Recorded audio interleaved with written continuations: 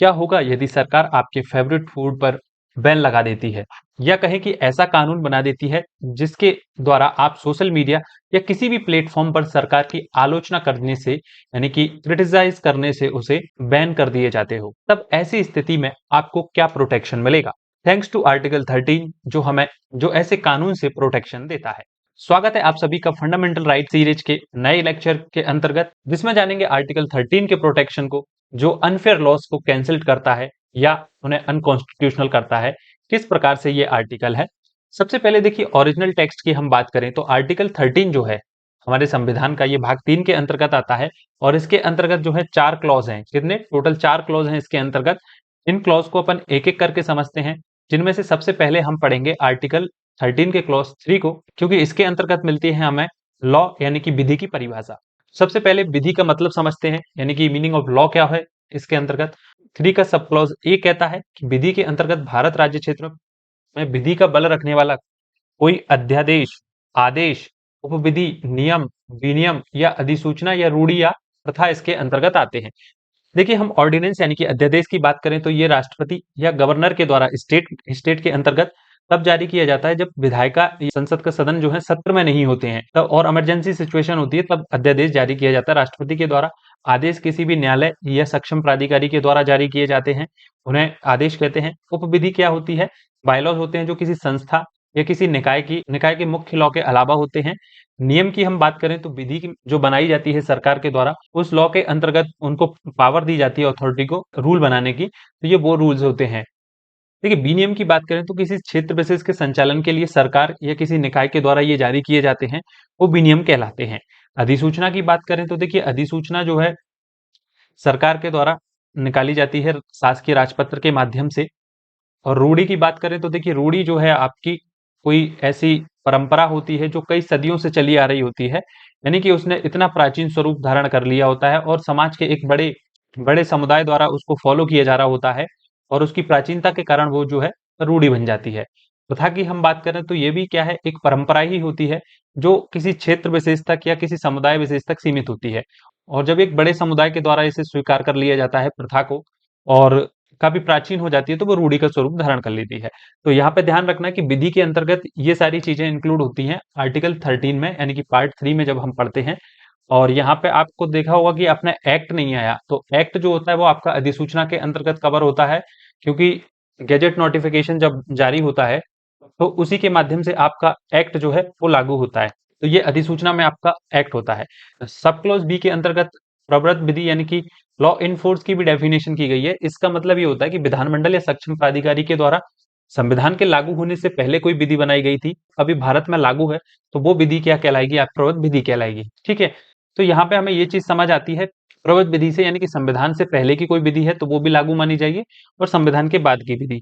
तो यहाँ पे हम देखते हैं कि दो प्रकार की विधियां हमारे सामने आती हैं। एक होती है संविधान पूर्व विधि यानी कि प्री कॉन्स्टिट्यूशनल लॉ, दूसरी होती है संविधान उत्तर विधियां। देखिए, प्री कॉन्स्टिट्यूशनल लॉज की हम बात करें तो देखिए, हमारा संविधान जो है 26 जनवरी 1950 से हमारा कॉन्स्टिट्यूशन लॉ जो है लागू हुआ है।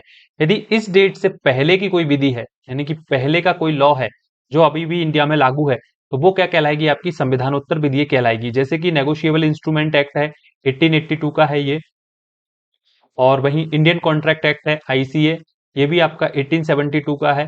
सीपीसी है हमारे सिविल प्रोसीजर कोड, ये भी 1908 की है। तो ये जो विधियां हैं आपकी प्री कॉन्स्टिट्यूशनल लॉज के अंतर्गत आएंगी। वहीं हम बात करें संविधानोत्तर विधियां, तो ऐसी विधियां जो इस डेट के बाद, यानी कि इस डेट के बाद बनाई गई हैं, इस डेट के बाद बनाई गई विधि जो भी होंगी, इस डेट के बाद जो भी लॉ बनाए गए हैं, वो आपके क्या कहलाएंगे? संविधानोत्तर विधियां यानी कि पोस्ट कॉन्स्टिट्यूशनल लॉ। इसके अंतर्गत आते हैं आपके बीएसए, बीएनएस, बीएनएसएस 2023, तीनों एक्ट जो हैं 2023 के हैं, या एसआरए एक्ट जो है हमारा 1963 का, एसआरए एक्ट का इसके अंतर्गत आएगा। तो ये संविधान के बाद जो भी विधि बनाई जाती है वो पोस्ट कॉन्स्टिट्यूशनल लॉ के अंतर्गत कवर होती हैं। आई होप ये चीज आपको क्लियर होगी। तो इस तरीके से संविधान पूर्व संविधानोत्तर विधियों को हमने अभी समझा। अब बात करते हैं देखिए इसके आर्टिकल 13 के क्लॉज 1 की, जो संविधान पूर्व विधियों से संबंधित कुछ प्रोविजन करता है।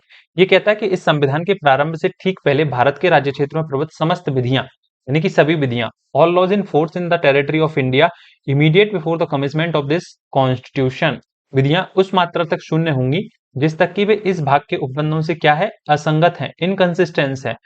In so far as they are inconsistent with the provision of this part shall to the extent of such inconsistency be void, यानी कि सेल भी वो क्या है, बॉइड होंगी इनकंसिस्टेंसी की उस पर।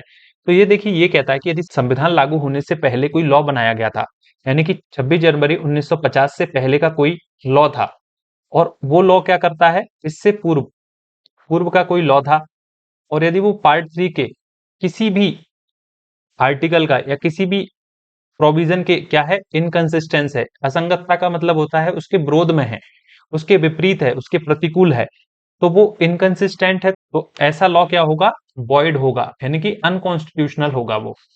ठीक है, इतनी बात 13 का क्लॉज 1 बोलता है। एग्जाम्पल अपन लेते हैं, जैसे अपन आईपीसी अभी हट हट गया है, उसकी जगह पे बीएनएस आ गया, तो आईपीसी का एक एग्जाम्पल अपन ले लेते हैं। देखिए, इसका एक प्रोविजन था सेक्शन 497। ये क्या है, एडल्ट्री के बारे में बात करता था, किसके बारे में, जारता के बारे में। सुप्रीम कोर्ट ने इसको 497 को क्या है, महिला सम्मान के विरुद्ध बताया, और ये उनकी डिग्निटी के अगेंस्ट था। इसलिए ये क्या है, आर्टिकल 21 में व्यक्ति को गरिमा से जीवन जीने का अधिकार है, तो ये उसका वायलेशन करता था, किसका, आर्टिकल 21 का। तो इसलिए इसको क्या है, पार्शियली अनकॉन्स्टिट्यूशनल घोषित कर दिया गया। पार्शियली इसलिए बोल रहा हूं क्योंकि जो जारता थी उसको हटा दिया था। जारता जो था एक तलाक के आधार के रूप में फिर भी बना रहा था, हालांकि नए वाले लॉ बीएनएस के अंतर्गत इसे हटा दिया गया है। तो ये चीज आपको क्लियर हुई होगी। इसी प्रकार से कई केसेस हैं जिसके अंतर्गत अभी हम आगे पढ़ेंगे, तो और आपको क्लियरिटी आएगी। और इसी आर्टिकल 13 क्लॉज 1 के अंतर्गत हमारी आती है आच्छादन, यानी कि डॉक्ट्रिन ऑफ इक्लिप्स, यानी कि ग्रहण का सिद्धांत इसके अंतर्गत आता है। ठीक है, डॉक्ट्रिन ऑफ इक्लिप्स इसके अंतर्गत आती है, जैसे हिंदी में हम क्या कहते हैं, ग्रहण का सिद्धांत। इस सिद्धांत को हम जो है आने वाले वीडियोस में अच्छे से समझेंगे, इसलिए यहाँ पे हम इसे ज्यादा डिटेल में हम नहीं जाएंगे। तो सिर्फ इतना सा यहाँ पे समझ लीजिए कि यदि कोई भी लॉ है और वो क्या है, भाग 3 के उपबंधों के असंगत है, उपबंधों से असंगत है, तो वो पार्ट 3 उस पर ग्रहण लगा देगा, और वो जो लॉ है वो इन्फोर्स नहीं होगा।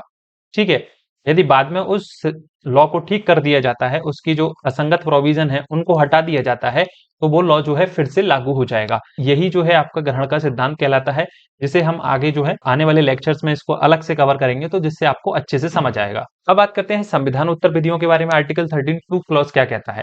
देखो, राज्य ऐसी कोई भी विधि नहीं बनाएगा जो इस भाग के द्वारा प्रदत्त अधिकारों को छीनती है या न्यून करती है, और इस खंड के उल्लंघन में बनाई गई प्रत्येक विधि उल्लंघन की मात्रा तक शून्य होगी। एक बार इंग्लिश में रीड और कर लेते हैं। The state shall not make any law which takes away और abridges the rights conferred by this part, and any law made in contravention of this clause shall be the extent of the contraventions be void। ठीक है, यहाँ पे दो terms अपन को मिली हैं, एक contravention और दूसरी हमें मिली यहाँ पे इनकंसिस्टेंसी। ठीक है, असंगतता, और यहाँ पे मिली हमें कॉन्ट्रावेंशन, यानी कि विरोध में या उल्लंघन में बनी गई कोई विधि है। तो यहाँ पे ये बात करता है, देखिए हमारा संविधान 26 जनवरी 1950 को ये है लागू हो गया, तो पहले की जो विधि थी उनके संबंध में क्लॉज 1 आ गया, और उस इसके बाद में कोई कानून बनता है तो वो यदि इस प्रकार का है कि वो हमारे संविधान के पार्ट 3 यानी कि फंडामेंटल राइट जो है हमारे, उसके अगेंस्ट में है, उसके विरोध में है, यानी कि उसके द्वारा जो अधिकार दिए गए हैं उनको या तो छीनती है, समाप्ति कर देती है, या उनको कम करती है, तो और इस प्रकार से उनका उल्लंघन करके कोई भी लॉ बनाया जाता है, तो वो वॉइड होगा जितनी मात्रा तक वो उल्लंघन करता है, यानी कि उसकी लिमिट कहां तक होगी, जितना वो उल्लंघन करता है उस सीमा तक वो शून्य होगा। जैसे एग्जाम्पल की हम बात करें तो आईटी एक्ट जो है हमारा, वो सन 2000 का है, यानी कि 2000 में हमारा आईटी एक्ट इनफोर्स में आया, और ये जो है इसका सेक्शन 66 ए था। कौन सा था, सेक्शन 66 ए। ये क्या है, आपके right to freedom of speech के अगेंस्ट होने के कारण इसको अनकॉन्स्टिट्यूशनल कर दिया गया था। तो ये जो लॉ बना था पोस्ट कॉन्स्टिट्यूशनल लॉ था, और ये क्या करता था, आपके अधिकार को छीनता था, किसको कम करता था, ये आपका जो right to freedom of speech था उसको कम करता था। तो इसलिए क्या है, इसे अनकॉन्स्टिट्यूशनल डिक्लेयर कर दिया, यानी कि इसको शून्य घोषित कर दिया। 2015 का एक केस था, जिसे आगे हम बात करेंगे अभी। तो इस प्रकार से आपको आई ऑफ ये चीज क्लियर हुई होगी कि आर्टिकल 13 क्लॉज 2 किस बारे में बात करता है। तो ये दोनों जो प्रोविजन है हमारे आर्टिकल 13 का क्लॉज 1 और क्लॉज 2, ये बात करते हैं हमारे डॉक्ट्रिन ऑफ सेवरेबिलिटी, यानी कि पृथक्करणीयता का सिद्धांत आता है आपका क्या, सेवरेबिलिटी। ये की ये डॉक्ट्रिन आती है आपकी। दूसरी हम डॉक्ट्रिन इसमें पढ़ेंगे, doctrine of waiver. Doctrine of waiver यानी कि अधित्याग का सिद्धांत आप पढ़ेंगे इसके अंतर्गत। तो ये दोनों डॉक्ट्रिन जो है इनको भी हम क्या है एक अलग लेक्चर में पढ़ेंगे, जिससे आपको इनकी अंडरस्टैंडिंग अच्छी हो जाए। तो यहाँ पे देखिए बेसिक समझ लीजिए कि डॉक्ट्रिन ऑफ वेबर के अंतर्गत है ये है कि कोई भी व्यक्ति अपने अधिकारों का त्याग नहीं कर सकता है, स्वेच्छापूर्वक ये नहीं कह सकता कि मुझे ये फंडामेंटल राइट नहीं चाहिए। यदि कोई सोसाइटी उसके राइट को वायलेट करती है, किसी व्यक्ति के फंडामेंटल राइट को वायलेट करती है और वो उस एवज में ये कहता है कि मुझे ऐसे अधिकारों की कोई जरूरत नहीं है, तो वो अपने अधिकारों को अधित्याग नहीं कर सकता है। ये डॉक्ट्रिन ऑफ वेबर बोलती है। सेवरेबिलिटी बात करें तो डॉक्ट्रिन ऑफ सेवरेबिलिटी ये बोलती है कि यदि कोई लॉ ऐसा है इनकंसिस्टेंट, अभी हमने देखा 13 क्लॉज 1 और 13 क्लॉज 2 यानी कि कॉन्ट्रावेंशन में, इन दोनों प्रकार के यदि एक्ट वो कर रहा है वो लॉ, तो केवल उसकी उस पूरे एक्ट को वॉइड डिक्लेयर नहीं करेंगे, केवल उतना पार्टी हम वॉइड डिक्लेयर करेंगे जो इनकंसिस्टेंट है या जो कॉन्ट्रावेंशन में है पार्ट 3 के। ठीक है, ये आपकी डॉक्ट्रिन ऑफ सेवरेबिलिटी बोलती है कि दोनों ही चीजों को हम आगे आने वाले लेक्चर्स में पढ़ेंगे जो आपको अच्छे से समझ में आएंगे। ठीक है, अब बात करते हैं इसके कुछ लैंडमार्क जजमेंट की, जिसमें सबसे पहले आता है ए.के. गोपालन वर्सेस स्टेट ऑफ मद्रास राज्य। 1950 सुप्रीम कोर्ट का ये जजमेंट था। इस मामले में क्या था कि प्रिवेंटिव रिलीफ एक्ट 1950 का एक एक्ट था, उसका सेक्शन कौन सा था, सेक्शन 14 था। उसको अनकॉन्स्टिट्यूशनल डिक्लेयर किया गया क्योंकि ये क्या करता था, यदि किसी व्यक्ति को इसके अंतर्गत प्रिवेंशन किया जाता था तो उसकी वैलिडिटी की, जो उसका प्रिवेंशन है वो वैलिड है या नहीं है, इसकी जांच करने की सख्ती से जो थी उसको प्रतिबंधित करती थी सेक्शन 14। इसलिए इसको क्या है कोर्ट ने जो है अनकॉन्स्टिट्यूशनल डिक्लेयर कर दिया। अगला केस है Kesavananda Bharati versus state of Kerala. इस मामले में सुप्रीम कोर्ट ने क्या है आधारभूत ढांचे का सिद्धांत प्रतिपादित किया और इस मामले में ये कहा कि जो आपके जो मूल अधिकार है उन्हें संविधान का आधारभूत ढांचे के रूप में घोषित किया। इसका मतलब ये है कि संसद जो है संविधान में संशोधन तो कर सकती है, लेकिन इस प्रकार से नहीं कि मूल अधिकारों को समाप्त कर दे। तो ये एक बहुत ही महत्वपूर्ण जजमेंट था। देन फिर एक और जजमेंट की हम बात करेंगे जो अभी हमने इससे पहले भी डिस्कस किया था, Shreya Singhal versus union of India का मामला था। इस मामले में क्या था, आईटी एक्ट का सेक्शन 66A था। कौन सा सेक्शन था, 66A। इसे क्या है सुप्रीम कोर्ट ने अनकॉन्स्टिट्यूशनल यानी कि वॉइड डिक्लेयर कर दिया क्योंकि ये क्या करता था, आपके आर्टिकल 19(1)A के अंतर्गत right to freedom of speech को क्या है तो इम्पैक्ट करता था, इसलिए इसे अनकॉन्स्टिट्यूशनल डिक्लेयर कर दिया गया। तो आई होप आपको ये चीज क्लियर हुई होगी।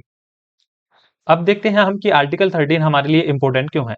देखिए हमारा जो आर्टिकल 13 है, जो हमारी गवर्नमेंट है उसको ऐसा कोई भी कानून बनाने से रोकता है जो क्या है आपके अधिकारों को छीनता है या कम करता है, या उनका उल्लंघन करने वाला कोई कानून यदि गवर्नमेंट बनाती है तो एक सील्ड के रूप में यानी कि एक सुरक्षा कवच के रूप में आपके सामने खड़ा होता है गवर्नमेंट के कि हमें ऐसा कोई भी लॉ नहीं बनाना है जो आपके फंडामेंटल राइट का वायलेशन करता है या उनको कम करता है। एक सील्ड के रूप में कार्य करता है आपके फंडामेंटल राइट के लिए, कॉन्स्टिट्यूशन के लिए। दूसरी चीज हमारे संविधान की सर्वोच्चता को सुनिश्चित करता है।